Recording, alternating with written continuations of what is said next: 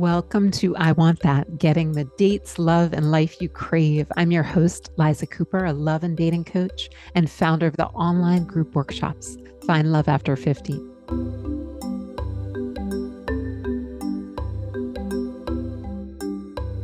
My story of finding love and, more importantly, reawakening all the parts of me I thought were gone forever. After 50 and after divorce, went viral on social media because it resonated for so many. Join me in my podcast as I interview couples, singles, and experts to uncover what love means in all of its beautiful forms, including the hurdles and how to overcome them. I'll also share the questions strangers have asked me on the streets of New York City about dating and relationships, where I'm known as the love coach. Together, we'll have powerful conversations that light the path to getting everything you want in life, especially in matters of the heart. And in this last episode of season 1, The Bachelor Files, could he commit? Can bachelors commit? Could this guy, my ex-boyfriend who broke my heart, could he ever commit to me? Check it out.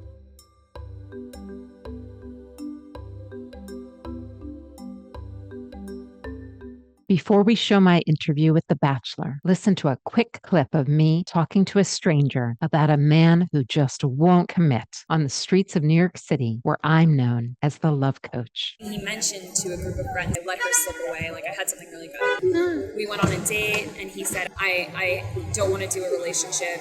He said, I watch my friends get into relationships and watch them end, and I don't want to do that. It seems like he's afraid of the ending. Do you know about avoidant attachments? There's different ways we attach that we learned in like as babies, about how our mothers responded to our pain, how our fathers responded. And sometimes some people didn't get that cuddling and that nurturing response, and so they're so afraid to get close and to be, or they were abandoned in some way. It doesn't have to be a dramatic foster care. It could be just, or the mother, whatever, sent him off to the babysitter all the time and wasn't there for him. But it sounds like sort of that style of where he wants to be close to you and there is this connection and intimacy, but he's scared of it. It sounds like an avoidant type, tough person to love. Yeah. I know, personally. But you can love them and bring some insight to them. He obviously has feelings, but whether he would ever allow himself to learn more, go deeper, get closer. It's not you. It's from that early sort of attachment he had with his mother. You were the first person I loved after my marriage, and the first person after my marriage, I'd say, to break my heart. And you once told me you were the best first for me to have. I'm curious what you meant by that. Because I would imagine somebody coming out of a divorce might want to be in have fun mode, not fall in love mode. And I like loose, fun dating that's very much about making the city our playground and doing fun things, whether it's a play, whether it's a concert, whether it's whatever it is, a street fair, whatever it might be. So for someone maybe coming out of a divorce and the first person in, it's just maybe, I think maybe what I could have offered up or would be able to offer up is sort of a reminder that maybe dating can be fun. I'd like to think that maybe it wasn't so fun, and certainly I don't like hearing that I broke your heart, and I certainly don't. I feel bad about that, and I apologize. Yeah.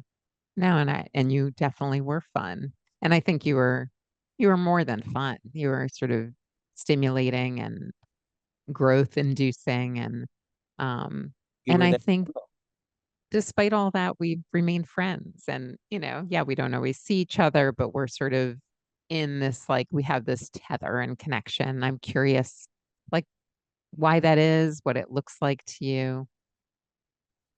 Well, I generally feel like if you dated someone for a certain period of time and they were significant to you, there's a reason for it. There's some connection that brought two people together, and I guess my feeling is sometimes that that the connection doesn't lead to forever, but that maybe the connection doesn't have to cease to exist on any level. And so for you and me, I think there was just, all those, you said earlier that there was, we'd send each other news articles, or there were things going on in the world where one of us would reach out to the other. I think that continued. I don't remember in detail, like if we had a period of time afterwards where we didn't talk. I don't know if there was like a clean, let's go 6 months without talking. I think we just stopped being romantic partners, and we kept up on some level with texts. And sometimes there was still flirtation. I mean, I know I was still flirting on some level, but maybe with more limitations than earlier. You know, it took time for us to share about our dating lives.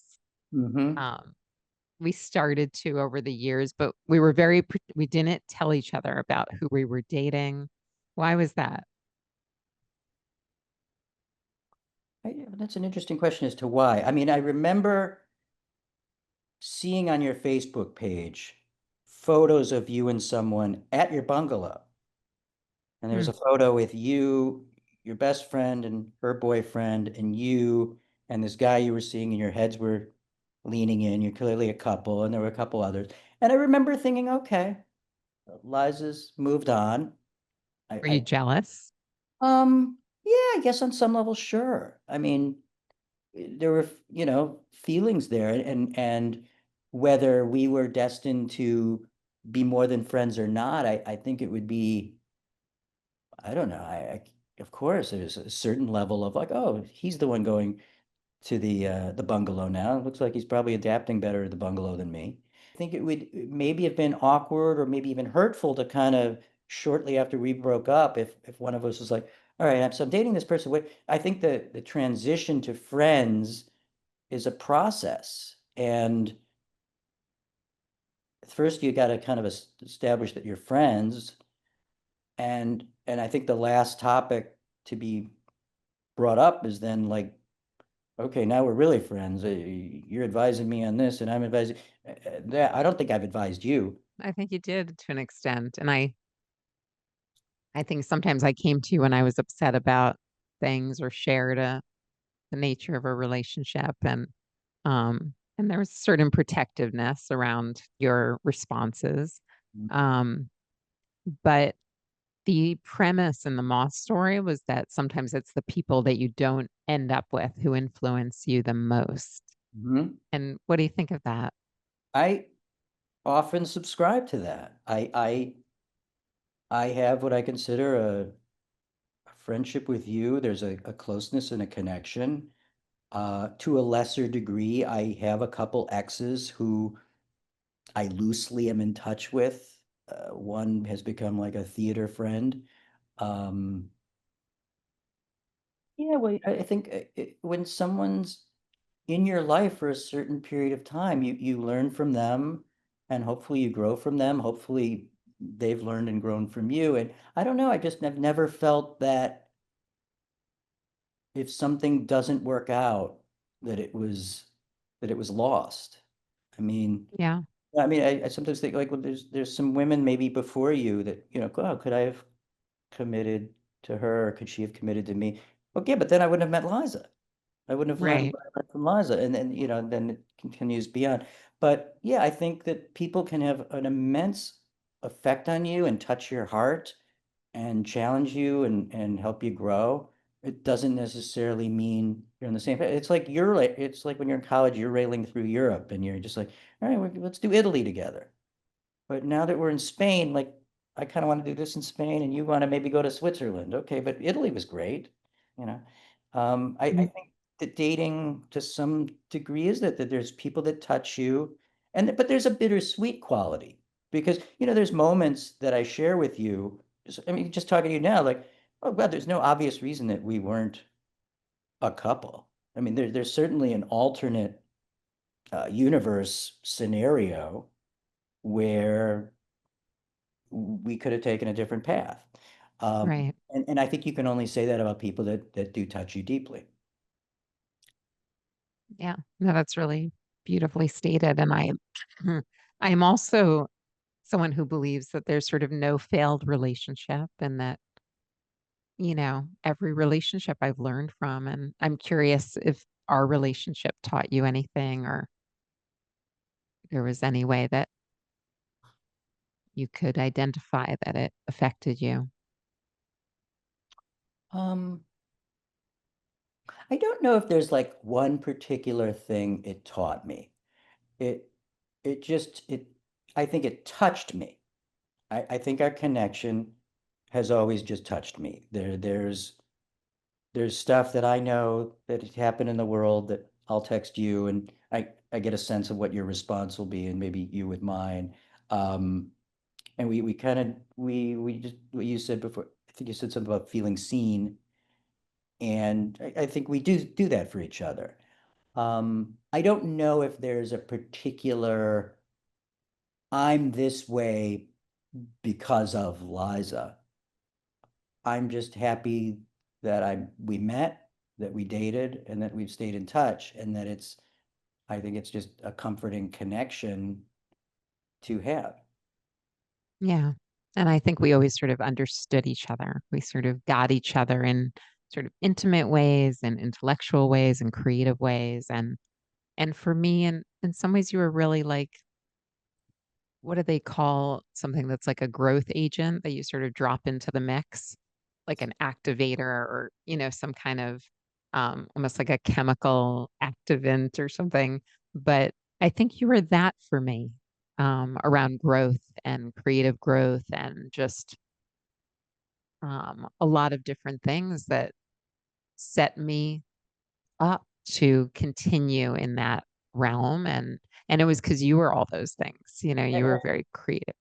But there's also Right. like a bittersweet quality, for me at least. You know, Yeah. I feel like we're connecting now, and yeah, there's a bittersweet kind of a, well, why didn't it work and stuff like that. So, it's a friendship and it's a deep connection, but it's not like your buddy that you go catch up with dinner over with and go see a game. It comes with a certain level of bittersweet. One question I have is, um, what would you tell people that are seeking love out there and are sort of struggling? Because a lot of people struggle with it in that quest. And just curious because you have a lot of wisdom. I'm one of those people struggling. I don't know if I should be doling out wisdom on this.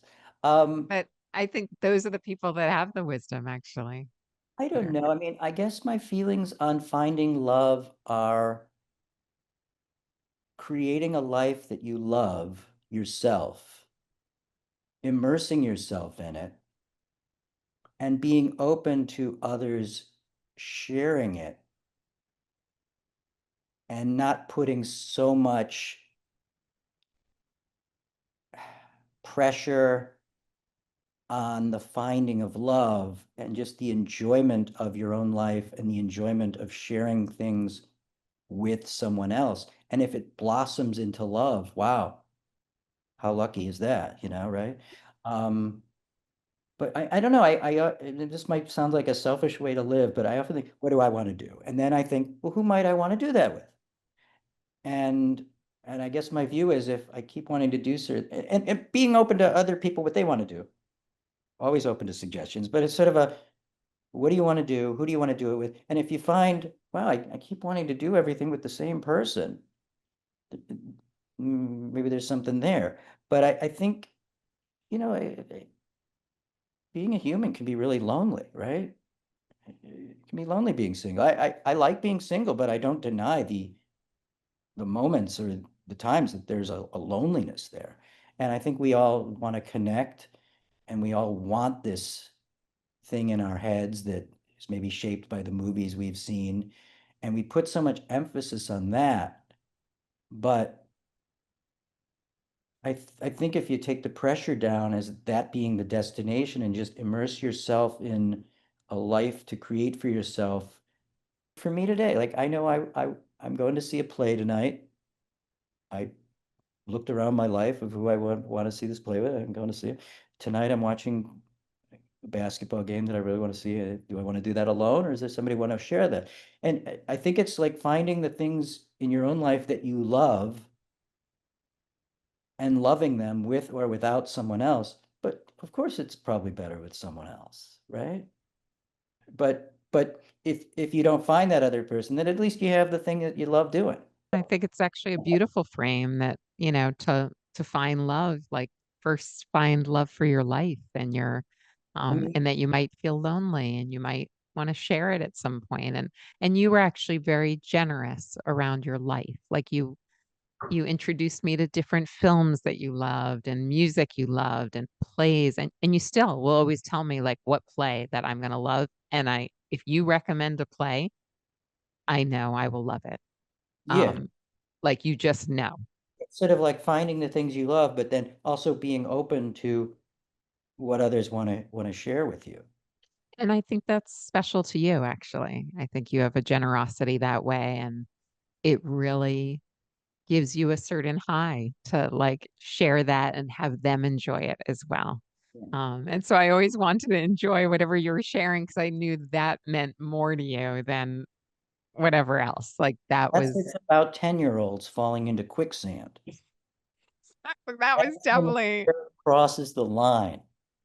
the most horrific date ever. But look what blossomed when, we both gave it another chance. A friendship that people often think they won't have with someone they dated or that hurt them or whatever. But also, sharing and being generous with the things one loves with your partner or your ex, and you've done that and we both continue to do that. So I Well, great. loved this. Well, thank you for this. This has been enjoyable for me too. Thanks for tuning into season 1, The Bachelor Files from I Want That episode, Can He Commit, which I think was most beautiful in the friendship that evolved out of our breakup. So despite The Bachelor breaking my heart, and I really reeled from that, we were able to reconnect and stay friends for years. We've now known each other for 6 years and have stayed friends. And if he recommends a show for me to see or a movie, I see it because he knows me. And if I send him an article to read, he reads it because I know him. You can have friendship after a breakup, and you can have friendship after a broken heart. If you liked my podcast, I Want That, please subscribe to my channel so you know when updates are coming and new episodes drop. Also, like it, comment, and share. Thank you.